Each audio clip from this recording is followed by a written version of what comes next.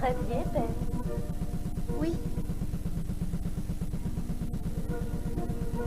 La voilà repartie dans ses rêves. Une si jeune fille, parée d'atours et comblée de qualités. Elle est à l'aube de sa vie, mais se refuse à y entrer. Comme si elle se préparait pour un long voyage. Comme une fleur, arrangeant sans cesse ses pétales, gagnant en couleur chaque jour.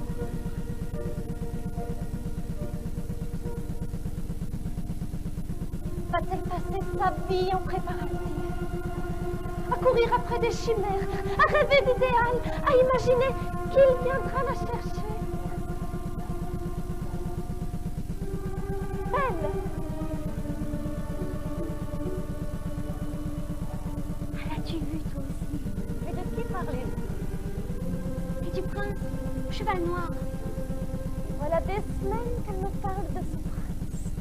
Qu'elle m'annonce sa venue, qu'elle me le présentera, qu'elle me subjuguera par sa beauté de cœur, ses qualités, son intelligence. La dernière fois qu'il lui est apparu, c'était peu après la disparition de sa mère. Nous avons vu là un contre-coup au choc, puis il est devenu de plus en plus présent. Il prenait corps et... Belle! Belle! As-tu vu ce regard clair? Vous m'avez parlé de ce rêve. Et je ne te parle pas d'un rêve. Mais de ce regard. Clair, limpide, vif comme les eaux d'un torrent. Non, bien sûr, tu n'as rien vu, bien entendu non plus. Ta voix grave, très précise quand il choisit ses mots. Tu n'as pas senti que derrière cette force et cette assurance se cachait douceur et tendresse. Oh, depuis que je sais ce qu'aimer veut dire, je l'attends. Je sais que c'est lui. Un prince charmant, en quelque sorte. Celui qui vous tire de votre sommeil. Depuis que vous avez entendu votre mère, adorable et douce, vous expliquer ce qu'est l'amour. Vous vous êtes endormi, enfant sage et docile. Vous avez écouté votre mère. Il vous suffisait d'attendre, et bien après. Mais je sens bien que tu te moques. Je te croyais pourtant mon amie, ma sœur, celle à qui je pouvais parler sans craindre les moqueries. Le contraire de ces deux pestes jalouses que sont mes vraies sœurs. Non, je n'ai pas rêvé. Regarde, il ne pousse plus de rose ici depuis 10 ans. Dis-moi, d'où vient celle-ci?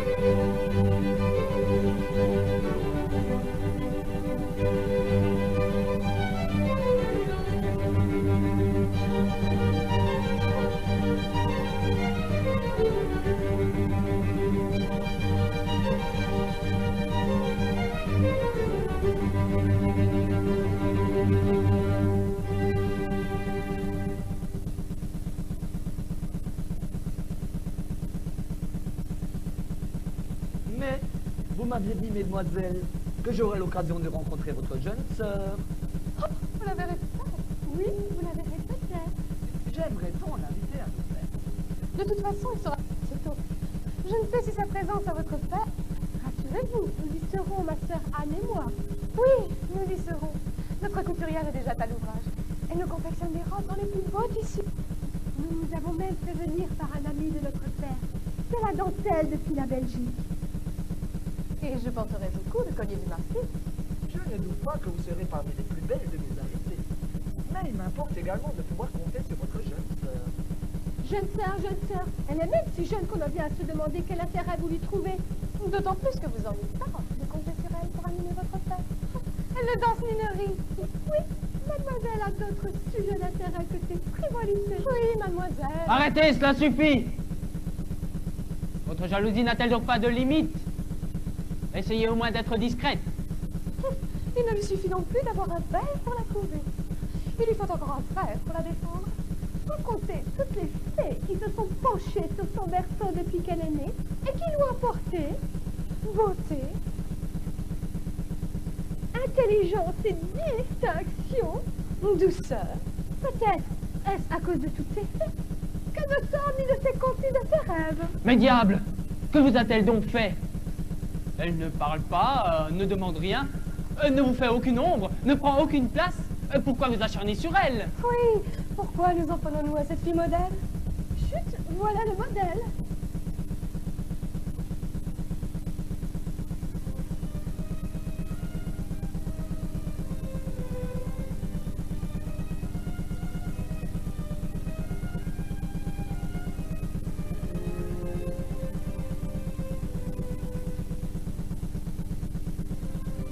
Excusez-moi. Je ne voulais pas troubler votre repas, mais je cherche. Ce n'est pas notre repas que vous troublez, c'est nous. Elle est encore plus belle que tout ce que tu m'en avais dit. Soyez la bienvenue. Je suis très heureux de faire votre connaissance. Votre frère m'a beaucoup parlé de vous. C'est pourquoi vous me combleriez si vous honoriez de votre présence les fêtes que je donne à mon château. Vous êtes charmant, mais je crains de vous ennuyer. Invitez donc mes deux sœurs, elles adorent les fêtes. Mais nous avons été les premières, chère sœur, à être invitées. Je vous remercie pour votre invitation. J'y réfléchirai. Pour l'heure, j'ai d'autres préoccupations. Je cherche. Un prince de rêve? Quelle prétention cette fille? Le neveu du roi l'invite à sa fête? Elle hésite. Que cherchez-vous, belle? Une rose blanche. Il ne suffit plus de vouloir nous faire croire à ces histoires de prince. Mais très chère sœur, voilà 10 ans que nous n'avons plus vu ni senti de rose. Vous savez bien que l'air d'ici leur est néfaste. J'en ferai mettre sur toutes les tables. J'en mettrai en tapis sur le sol, rien que pour vous, belle. Je n'ai pas envie de toutes ces roses. Celle que je veux, c'est celle que m'a laissée mon prince. Nous vous avions prévenu de ces dérangements d'esprit. Mais je vois bien qu'elle n'est pas ici. Je vois bien vos rires et amusements. Je m'en vais. Belle, Votre fête sera sans nul doute un succès. belle.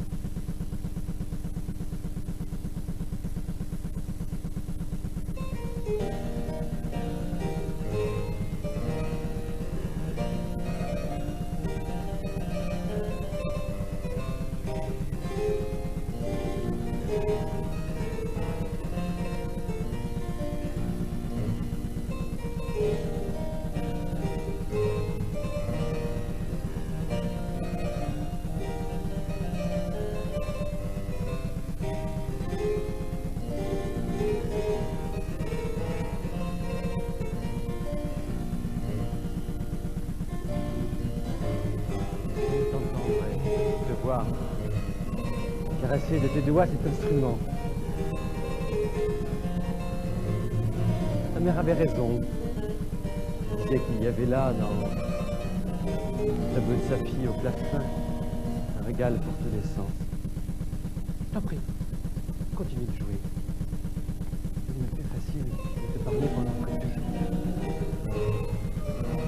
Tu sais à quel point la mort de ta mère m'a affligé.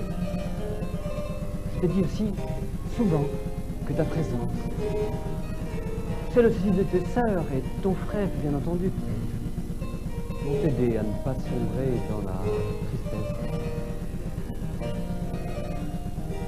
Mais l'émotion qui m'étreint, en même temps qu'elle me console, m'inquiète. Parce qu'un jour... Père, je vous en prie, je crois vous comprendre. Je n'ai nulle intention de quitter la maison pour l'instant.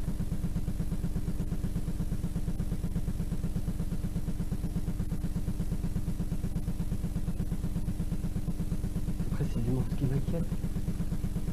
Pourquoi, Belle, ne songes-tu point à prendre époux? Pourquoi refuses-tu toutes les invitations et les beaux partis qui se présentent à toi? Vous savez bien, Père, que je n'ai pas de l'amour la conception de mes deux sœurs. Ma mère m'a appris la patience, l'exigence. De plus, cela tombe fort bien. Cela me permet de m'occuper de mon père, que je trouve fort préoccupé ces temps-ci. Il est du devoir des pères de s'occuper de leurs filles et non l'inverse, que je sache.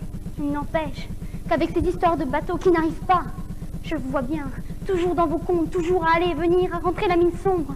Vous avez beau faire semblant. C'est vrai que mes affaires ne sont guère brillantes ces temps-ci, et que j'ai engagé une grosse somme dans cette dernière expédition. Mais si mes calculs sont bons, je pourrais bientôt t'offrir la dot que tu mérites. Père, vous savez bien que cela n'est pas ma préoccupation. Et que de plus, j'espère être choisie pour autre chose que ma dot. Mais tes sœurs, elles... Je ne les oublie pas, bien au contraire. Et je vois bien que vous vous êtes engagé dans cette aventure, non pas pour mener grande vie, mais pour assurer à vos filles de beaux partis. Mais c'est bien là le devoir d'un père. Certes, mais il est des cas où les filles ne méritent pas leur père. Elles abusent de sa confiance, ou de sa faiblesse. Qu'entends-tu par là? J'entends par là que mes sœurs, avec leur goût de luxe, leur frivolité, leurs idées de grandeur, vous exploitent, et pour tout dire, vous ruinent. Belle, Ne voyons moi ni jalousie, ni envie. Simplement le souci de vous protéger. C'est vrai que les créanciers m'assiègent et que je ne pourrais leur cacher l'état de ma fortune beaucoup plus longtemps.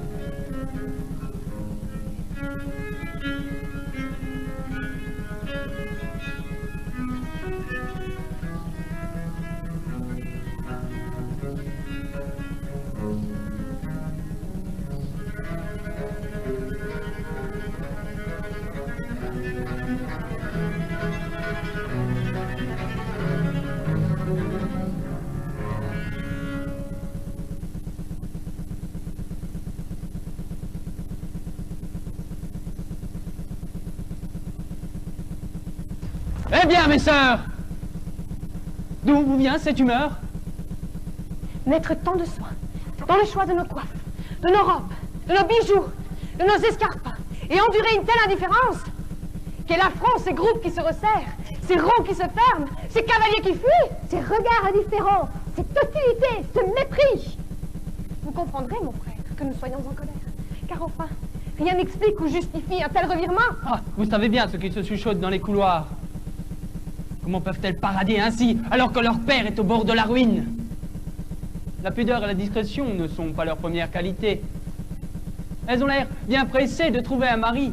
Elles exhibent leur dernière richesse dans l'espoir de séduire un naïf. Assez! À vous entendre et à vous voir, on dirait que vous partagez ces avis. Je te le disais, c'est un faiseur de morale. Je mettrai ma main au feu qu'au lieu de nous défendre. Vous défendre! Soudain, il faudrait vous défendre. Vous, qui avez toujours revendiqué votre indépendance en même temps que votre ambition, comme si celle de votre famille n'était pas à la hauteur de vos prétentions ou de ce que vous vous en imaginiez. Parce que, tout en prenant vos distances avec cette famille, comme si vous en aviez honte, vous ne vous priviez pas de l'utiliser, voire de l'exploiter. Je te le disais, c'est un faiseur de morale. Ah, il y a belle lurette que les gens que vous côtoyez se sont fait leur opinion. Oh, qui croyez-vous duper avec vos extravagances et vos prétentions? Au début, l'on vous trouvait drôle. Un peu plus tard, surprenante. Bientôt, provocante. Aujourd'hui, vous avez dépassé les limites de l'indulgence et plus personne ne comprend ni vous pardonne. Au lieu d'aider votre père quand ses affaires vont mal, vous vous entêtez dans vos enfantillages et votre insouciance, pour tout dire dans votre égoïsme. C'est vrai que vous auriez pu entrer dans les ordres et que vous auriez fait d'excellents serments. Vous auriez pu également être guide de conscience pour petites gens simples, dociles et sans ambition. Avec sa sœur, notre sœur parfaite, vous auriez pu racheter toutes les vilainies des mauvaises filles que nous sommes. Je vous interdis de dire du mal de notre sœur. Voilà une au moins que vous défendez. Peut-être mérite-t-elle à vos yeux d'être défendue. Ah, taisez-vous, je vous en prie. Votre jalousie vous étouffe et vous empêche de reconnaître et de faire vôtre les sentiments ordinaires d'une jeune fille à l'égard de son père. S'il pouvait y avoir des sentiments ordinaires entre une fille comme Belle et un père si faible depuis qu'il a perdu sa femme. Oh, c'en est trop! Vous méritez une correction! Ah, quelle animation! J'aime toujours autant vous voir ensemble. Quand vous étiez plus jeune, l'un de vous ne pouvait faire un pas sans que l'autre ne s'enquiert d'où il allait. C'était pour votre mère et moi une source d'amusement répétée. Pour vous, motif à disputes nombreuses, bien entendu. Heureusement qu'aujourd'hui... Mais je ne vois pas votre jeune sœur. Où est-elle donc? Je vous le disais, il n'a d'égard que pour elle. Belle n'est pas avec nous, père. Mes deux sœurs reviennent à l'instant de la fête que donnait le marquis en son château. De la fête! J'aurais dû m'en douter, allez voir. Toutes si belles et si élégantes. Nous en parlions à l'instant de cette élégance. Déplacée. Pourquoi déplacer? Je trouve fort bien, au contraire, que mes deux filles fussent les plus belles de la fête. Qu'elles attirent sur elles le regard des convives. À vrai dire, je suis fier d'elles. Nous saurions nous tromper? Tout comme j'aimerais qu'elles soient fières de leur père. Qu'entend-il par là? Ce que j'en disais, père. Je devine bien ce que tu en disais. Ne crois-tu pas que je vous connaisse tous, les uns les autres? Tes deux sœurs, coquettes et légères. Ta jeune sœur, belle et discrète. Et toi, vif et droit, prompt à défendre les vertus que je t'ai enseignées. Je devine bien qu'avant mon arrivée, tu étais en train d'essayer de leur faire entendre raison à tes deux sœurs, que tu trouves dépensières. D'autant plus qu'en ce moment, vos affaires, à ce que l'on dit. Mais mes affaires vont bien! C'était précisément ce que j'étais venu vous annoncer. Les 3 goélettes que j'attendais sont arrivées au port. Et je m'en vais de ce pas vérifier leur précieuse cargaison. Revenus des Indes. Oh, des Indes! Des Indes! Frère, nous rapporterez-vous quelques étoffes et quelques pierres précieuses ou quelques parfums rares? Voyez bien, père. Mais alors, père, vous êtes riche! Père, Me permettrez-vous alors d'organiser cette fête qui mettra terme à tous ces sarcasmes, ces médisances, ces rejets? Votre maison serait parée des tentures les plus riches, les corbeilles déborderaient des fruits les plus rares, des alcools subtils enivreraient les hommes, des parfums voluptueux envoûteraient les femmes. Arrêtez-les, père! Et pourquoi les arrêterais-je? Je réalise enfin ce dont un père rêve. N'est-ce pas exaucer le rêve de ses enfants? Même s'il manque de jugement? Qu'en sais-tu, toi, de ce qui est juste, vrai, important? Père, me rapporterez-vous ma rose?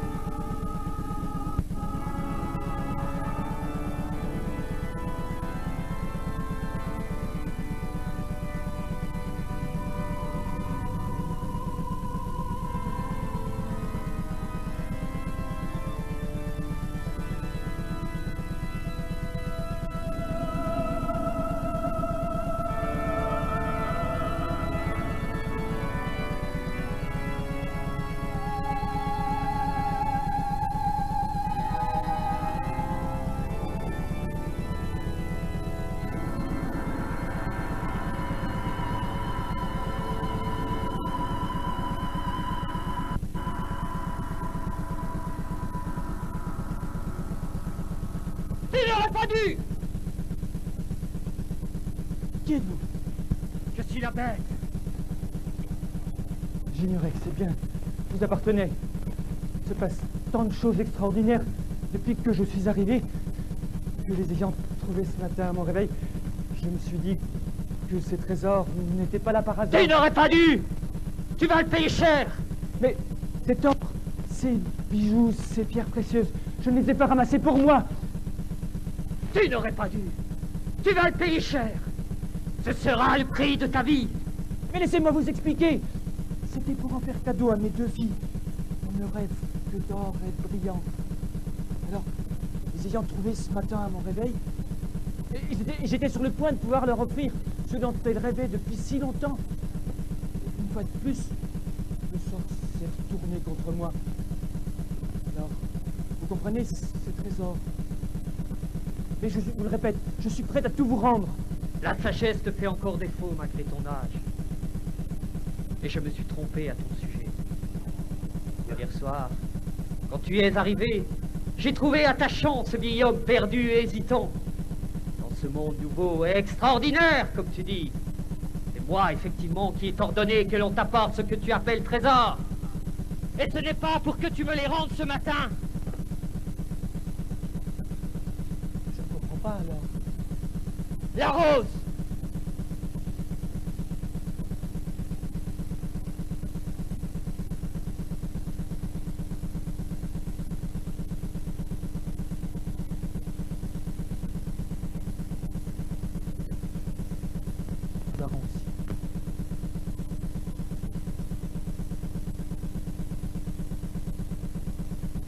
Ce n'est pas si simple.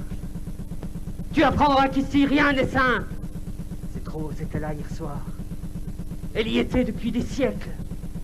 Depuis que je suis devenu la bête. Qu'elle est devenue la rose. Seul lien avec le monde de la beauté. Seul lien avec mon histoire. Mon passé. J'ignorais que... Mais tu as fait comme si tu savais. Comme font souvent les hommes. Ils croient comprendre. Et s'appuyant sur des vérités partielles, s'arrogent des droits. Tu as découvert à tes pieds ce matin des trésors qui n'existaient pas hier au soir. Et soudain, ce monde qui te semblait hostile t'est devenu familier. Tu te l'es approprié en entier, y compris cette rose qui ne t'appartenait pas. Tu as confondu l'or, les bijoux, les pierres, la vie. Tu as pris la vie. Tu payeras de la tienne.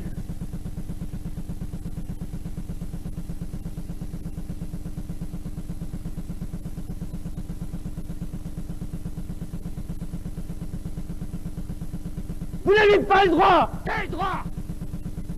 Tu t'es demandé, toi, si tu avais le droit de cueillir cette rose. Si en la cueillant, tu n'allais pas faire sombrer tout ce château dans l'horreur. Si en ôtant un élément, tu n'allais pas tout modifier. Mais comment une seule rose pourrait-elle tout modifier? Décidément, tu t'obstines à ne pas comprendre. Mais qu'en sais-tu, toi, de la valeur, de l'importance, du pouvoir de cette rose que tu ne connaissais pas hier? C'est vrai, rien. Mais cette rose, si je l'ai cueillie, c'était pour répondre à la demande. La seule demande de ma fille. C'est elle d'ailleurs qui a le plus besoin de moi. Il faudra qu'elle s'en passe. Tu es mon prisonnier. Il te faudra payer pour ton acte. Mais Belle! Que viens-tu de dire? Belle, c'est ainsi qu'on la nomme. C'est ainsi que sa mère appelait cet enfant. Et au fil des jours, s'en est allée vers la beauté. Elle était... Fille, aux cheveux argentés, au sourire doux, au regard tendre, au geste ample à la voir. Mais comment le savez-vous? Rien n'est simple ici ni ailleurs. Cette jeune fille qui, au contraire de ses sœurs, ne te demande pour seul cadeau une rose qui lui ressemble. Mais qui cherche-t-elle? Un futur idéal? ou un passé perdu? Je ne comprends plus rien à ce que vous racontez. Tu es vraiment naïf! Faute de comprendre ta propre vie, tu t'es pris à vouloir maîtriser celle de tes enfants. Mais sais-tu que leur histoire ne t'appartient pas plus que ne t'appartient cette rose? De plus, tes enfants ont moins besoin de toi que tu t'obstines à leur faire croire. Mais Belle est si jeune. Je vous en prie. Laissez-moi aller lui expliquer. Je vous promets de revenir avant 3 lignes. Mais quelle valeur peut bien avoir la parole d'un homme comme toi, qui confond avoir et être, les rêves, les projets, les siens et ceux de ses enfants? Ta confusion me sidère!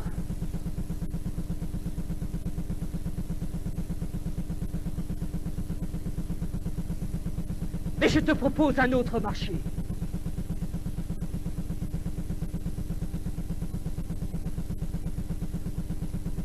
Tu auras la vie sauve.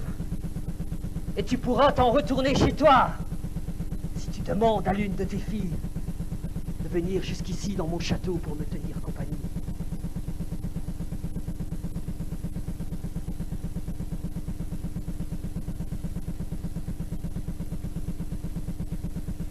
Et si je le refuse, votre marché?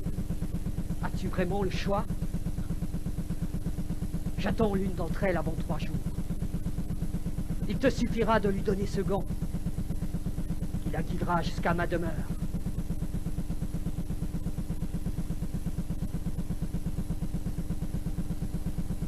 Et ne t'avise pas de rompre notre contrat. Je saurai où te retrouver et comment te faire payer ta dette. Pour l'heure, tu peux emporter tes trésors. Ils t'appartiennent!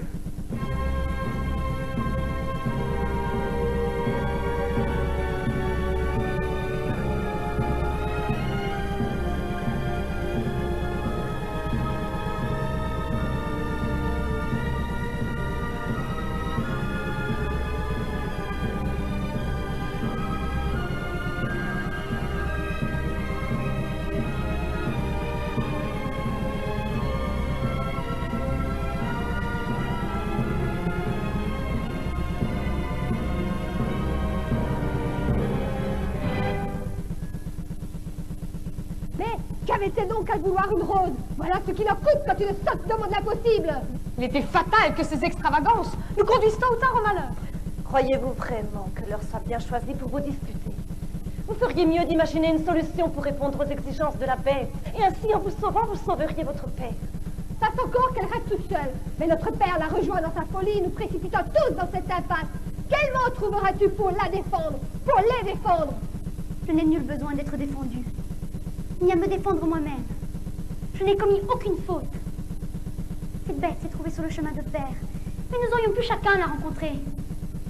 Peut-être l'avons-nous déjà croisée, sans la voir, occupés que nous étions par nos soucis ordinaires. Peut-être même lui avons-nous déjà fait du mal, en bouchant nos oreilles lorsqu'elle nous appelait, ou en détournant notre regard. Mais c'est insensé. Au lieu de revenir à la réalité, de retrouver ses esprits, elle s'enfonce davantage encore dans ses fantaisies. Je ne te comprends plus, Belle. Que veux-tu dire? Qu'il est des moments où nous sommes sourds et aveugles au monde et aux gens qui nous entourent. Nous ne voyons que ce qui nous ressemble. Et n'entendons que ce qui fait écho à nos propos. Mais cette bête que Père a rencontrée existe bien, et ce qu'elle existe signe bien sa puissance, ses pouvoirs et sa cruauté. Non! Peut-être s'est-elle simplement lassée de ton indifférence. Et a-t-elle décidé aujourd'hui de se révolter? En savons-nous vraiment de ce qui se cache sous les apparences? Pour ce qui me concerne, je ne m'occupe pas des apparences. Ce que je sais, c'est que Père est revenu et qu'il est l'otage de cette bête. Tes discours sur le sens du monde n'y changeront rien. À moins que... Nous t'écoutons. À moins que tu n'aies là une occasion unique de nous prouver que tu as raison. Plus tu satisferais la curiosité en... Comment? En répondant à l'invitation de la bête? Non!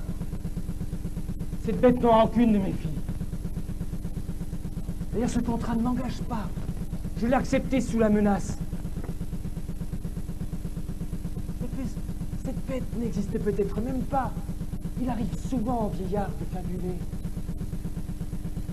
Je n'ai fait qu'un cauchemar faire. Cela n'est pas possible.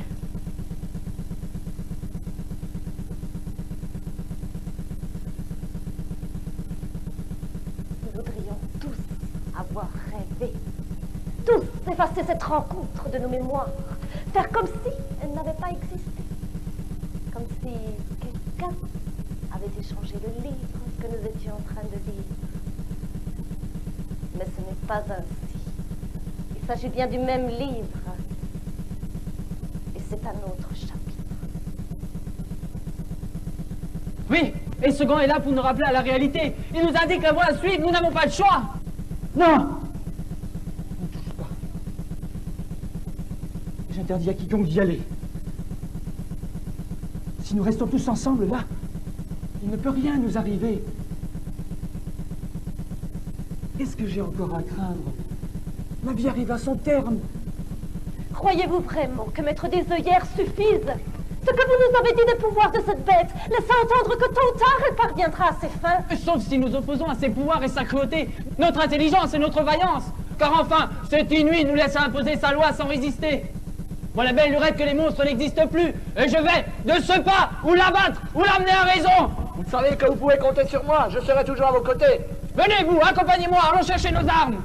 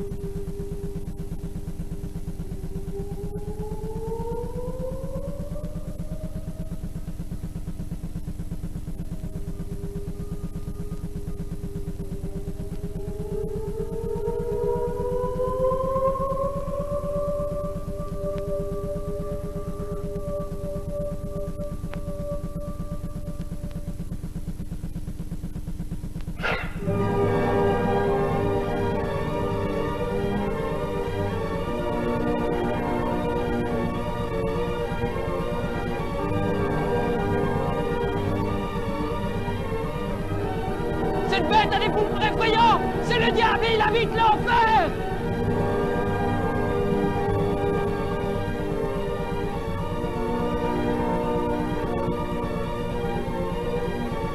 Ce château est hanté! Le sol se dérobe sous les pieds! Les portes s'ouvrent sur le néant! Les murs surgissent au milieu de nulle part! L'eau se transforme en pierre! Le vent enveloppe les arbres! Les éléments se déplacent, se métamorphosent! Derrière chaque colonne se cachent des êtres bizarres! Une armée ne pourra siéger une telle place! Les meilleures troupes n'en viendraient à bout! Mais qu'avons-nous fait pour mériter une telle punition? Nous sommes condamnés à subir sa loi!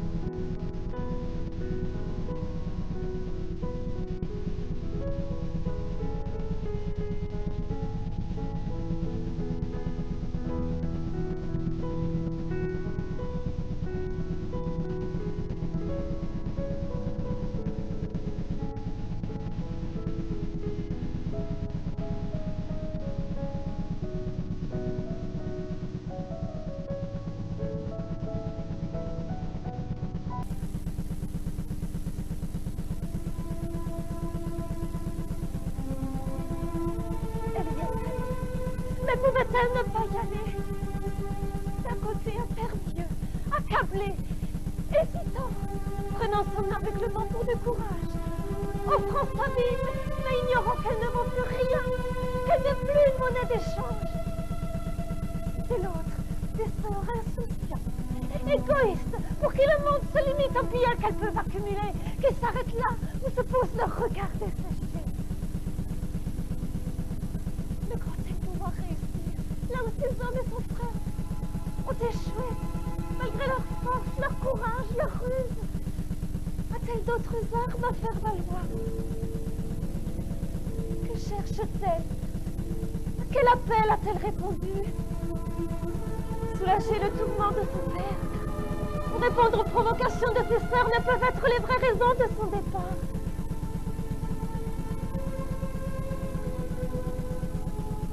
Cette jeune fille est encore une enfant, naïve, curieuse, ouverte.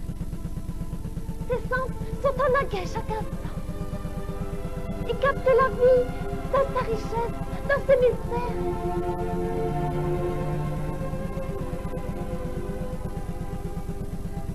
Je la vois, partie sur ces sentiers inconnus, se glissant dans ce labyrinthe, rentrant dans les arbres humides, les roches piquantes, les buissons.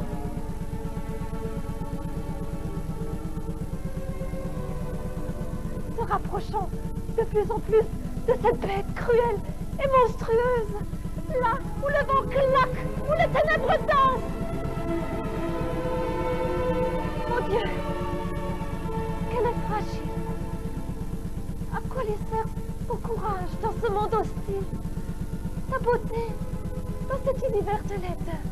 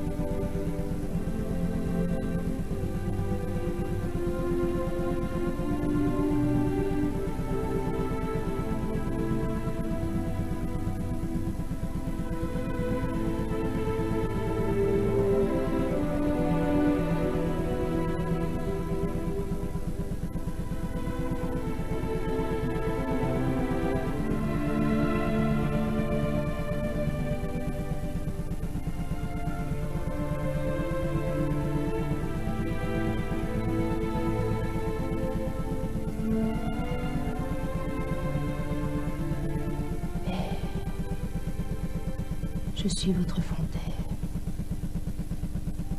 Mes eaux toujours changeantes vous désaltéreront. Elles vous affranchiront de la vieillesse.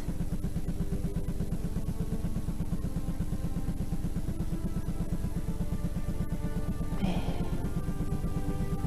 Je suis votre palais. Entre l'abîme et le ciel, je suis votre refuge. Je serai le lieu de vos richesses et de vos secrets.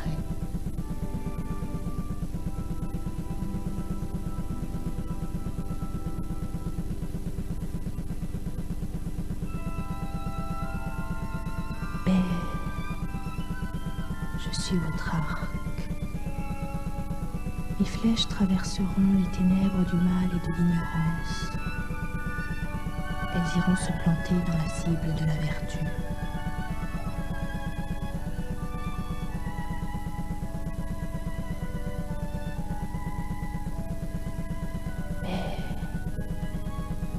Je suis votre lumière. Si je meurs chaque soir pour renaître au matin, ce sera pour guider vos pas vers la connaissance.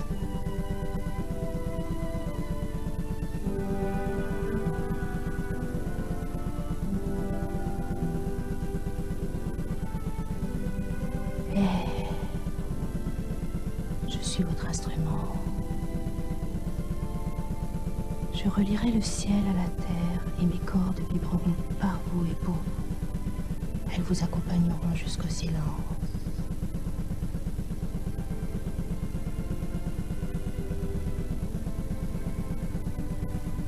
Paix. Je suis votre miroir. Je prends le feu du soleil et de la lune. En échange de votre beauté, je vous rendrai votre âme.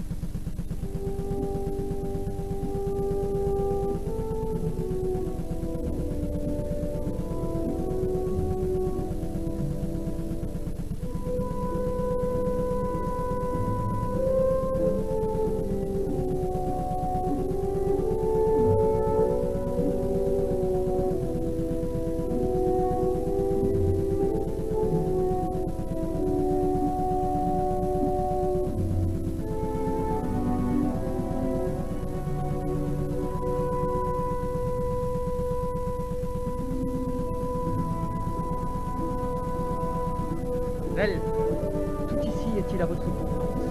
La bête? Je vous en prie, ne me regardez pas. Ce château triste et sans âme vous attendait. Et vous l'avez réveillé. Je n'y suis pour rien. Je n'ai rien fait. Si ce n'est de tenter de sauver la vie de mon père. Et venir chercher cette rose qu'il n'a su vous rapporter. C'est donc cela. C'est elle. N'ayez crainte. Elle ne vous veut aucun mal et ne vous obligera en rien. D'ailleurs, elle ne vous a pas contraint à venir.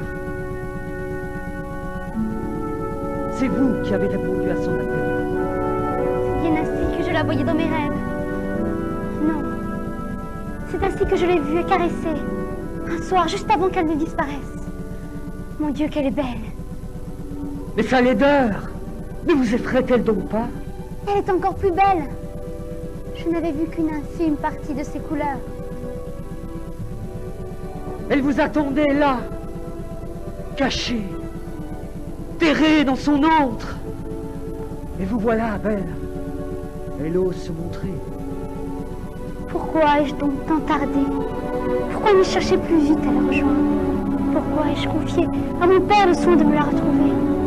Peut-être n'étiez-vous pas prête pour cette rencontre. Vous promeniez encore dans le jardin de vos rêves et de vos hésitations, en demandant à votre père de vous guider. C'est vrai que le chemin de la découverte est long et sinueux, mais tout en ma famille, j'ai commencé à le parcourir. Continuez, je vous en prie. Ici, le temps et l'espace vous appartiennent. Quant à moi, je me tiendrai à l'écart. Mais je serai là, chaque soir, à l'heure de votre dîner, pour vous poser qu'une question. Toujours la même. Belle, Belle, voulez-vous m'épouser? Non!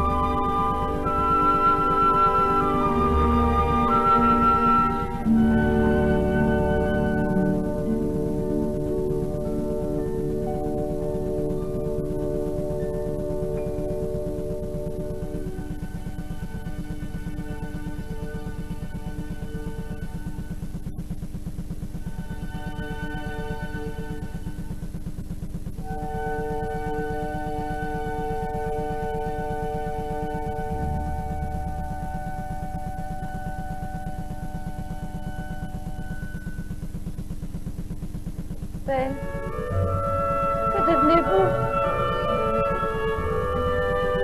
Je ne sais où vous êtes. Mais je vous en prie, faites-nous un signe pour que l'oubli ne s'installe ici. Le chagrin submerge votre tête et il n'a plus sa raison. Votre frère, lui, tente d'effacer de sa mémoire sa terrible rencontre avec la bête. Vos sœurs, quant à elles, sont retournées à leur bavardage, leur stupide bavardage.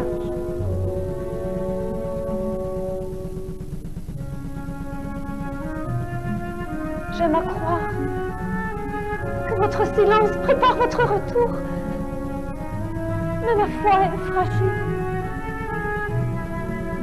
Donnez-lui un gage qu'elle ne se trompe pas.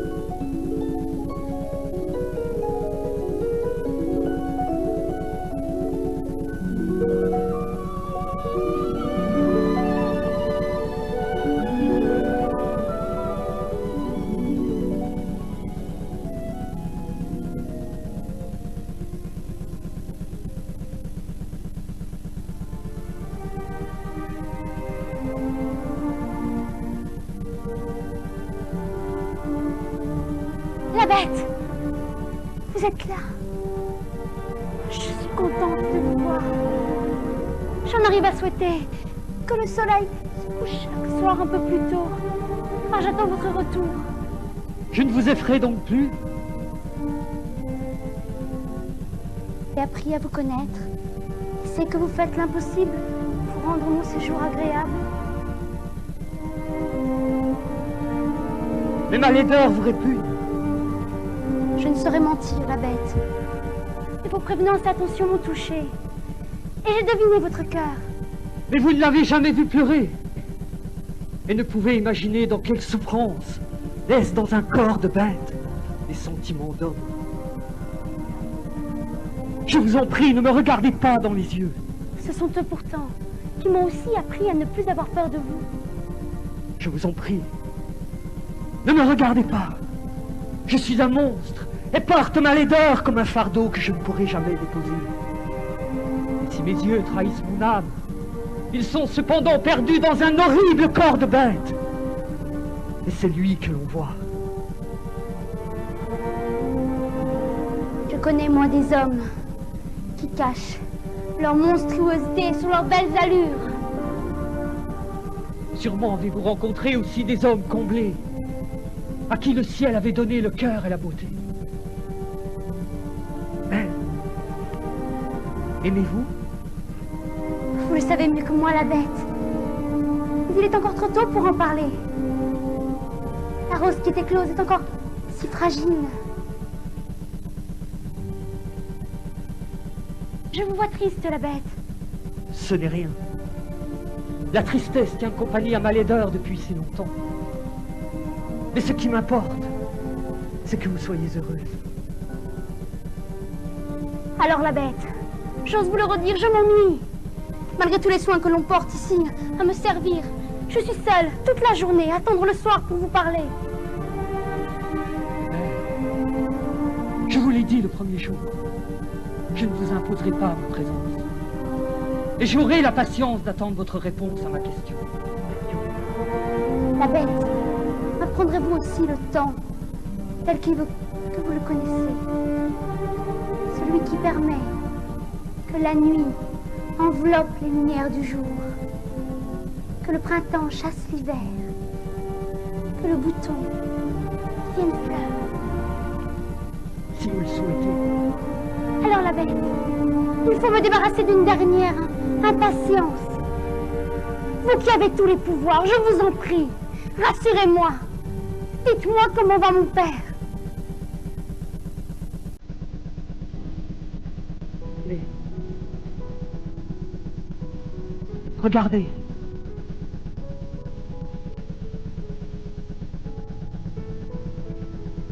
Vous êtes fous, mes enfants. Vous êtes fous, mes amis. Je ne vous entends plus. Les yeux se voilent. C'est le fil de l'épée. Entre la vie et la mort. C'est si cela me ravit.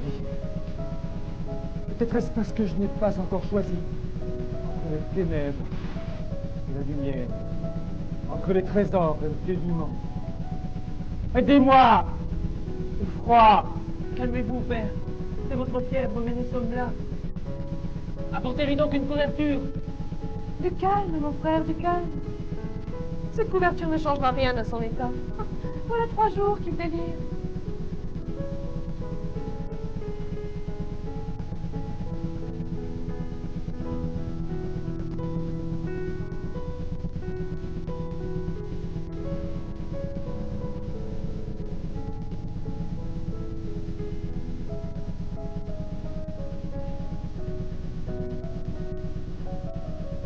Je vous ai déjà quitté. Et voilà devant ce pont. Les fautes, les erreurs, mon entêtement, l'ont rendu bien étroit. Et pourtant, de l'autre côté, je sens un souffle nouveau. Y ai-je droit? Y retrouverai-je ma fille? Où était-ce l'enfer que j'ai visité? Chaud! Je vous le disais, cette couverture ne guérit rien. Pas de la décision en tout cas. Il n'a jamais tout ce qu'il voulait. Aujourd'hui, encore moins de le faire. Mais sœur! Ici, pour une fois, vous l'écoutiez. Je sais que c'est difficile pour vous. Vous avez pris l'habitude depuis si longtemps de ne rien entendre quand il parlait. Mais aujourd'hui, écoutez-le. Sa voix a changé. Ce qu'il dit est différent. Je vois une haute muraille. Est-ce celle que j'ai construite pour me protéger? Celle qui nous sépare du sanctuaire. Mais ce mur est aveugle. Je suis dans le noir. Je ne vois point de porte. Et quand bien même l'aurais-je trouvé, que dirais-je au gardien quand il m'interdira l'entrée? Parce que j'ai entraîné les miens dans mes errements.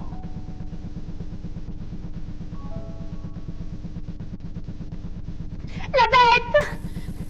Voyez bien! Il faut que j'y retourne! Mon père m'imagine damné sans croix coupable. Son voyage dans votre royaume l'a fait vaciller dans ses certitudes. Et mon silence l'empêche de reprendre sa route. Laissez-moi les lui expliquer. Je saurai trouver les mots. Je vous promets de revenir. Il ne verra que votre retour, et on oubliera son voyage. Ce ne sera pour lui qu'un rêve qui lui aura échappé. Au lieu de s'en nourrir, il se dépêchera de vous dire qu'il n'a point été. L'émotion de vous retrouver lui fera oublier ses découvertes. Il marchera à nouveau dans ses anciennes traces, et vous serez à nouveau sa prisonnière. Vous vous trompez! Mais votre méfiance vous empêche de croire en lui. Mais je connais mieux mon père que vous ne le connaissez. Laissez-moi les lui expliquer, leur expliquer. Je saurai trouver les mots. La bête, l'aimez-vous vraiment? Mais vous le savez bien. Et que leur direz-vous? Vous croirez-ils? Je leur dirai. Il me reste encore des choses à apprendre auprès de vous. En attendant... En attendant quoi? La rose grandisse. Soit. J'attendrai le temps de 3 lunes.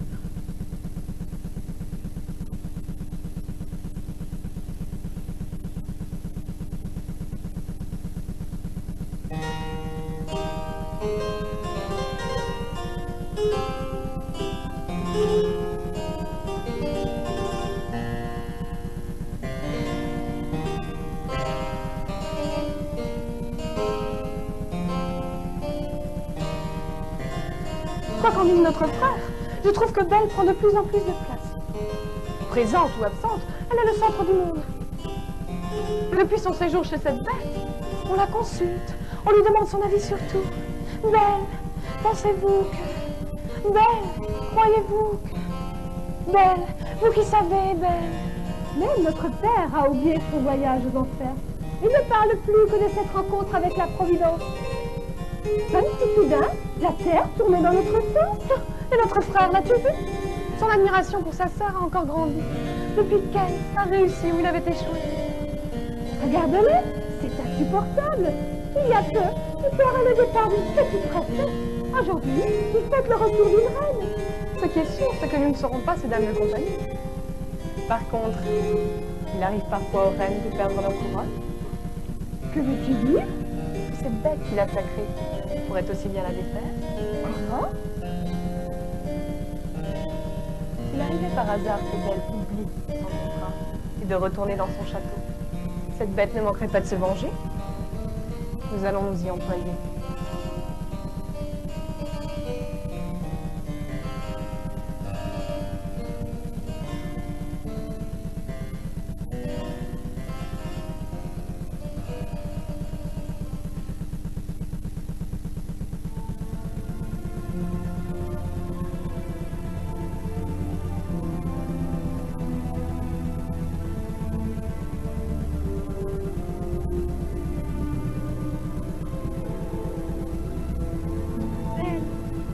N'y retournez pas. Votre jeunesse ne vous empêchera plus de vous entendre. Belle, un vent de douceur a soufflé sur nos cœurs. Faites-nous partager votre sagesse. Restez. Belle, tu nous as appris à ne plus tisser serrer l'étoffe de nos croyances. Ne nous abandonne pas. Belle, n'y retournez pas. Votre retour a apaisé le tourment de notre père. Ne le réveillez pas. Belle, vous le savez bien, Père ne survivrait pas à votre départ. Restez. Belle, écrivez votre histoire. Je vous sais fidèle à votre passé, mais votre avenir vous appartient. Belle, il n'y a plus de rose ici. N'oublie pas. Ne cherche pas à l'accueillir. Regarde-la.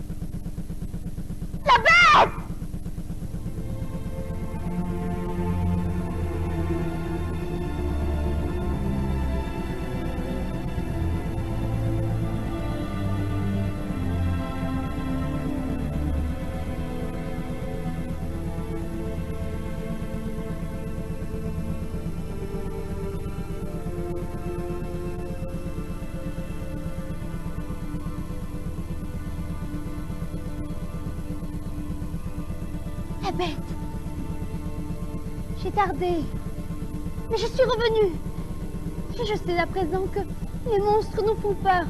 Parce qu'ils révèlent ce que nous portons en nous. Aujourd'hui, la bête.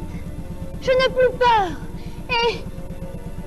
Les monstres meurent quand cesse la crainte qu'ils inspirent. Me rencontrant et me découvrant, j'ai trahi mon histoire. Non, la bête. Vous avez osé la remonter. Il est trop tard, Belle. Je m'en retourne au chaos d'où je viens. Et c'est bien ainsi.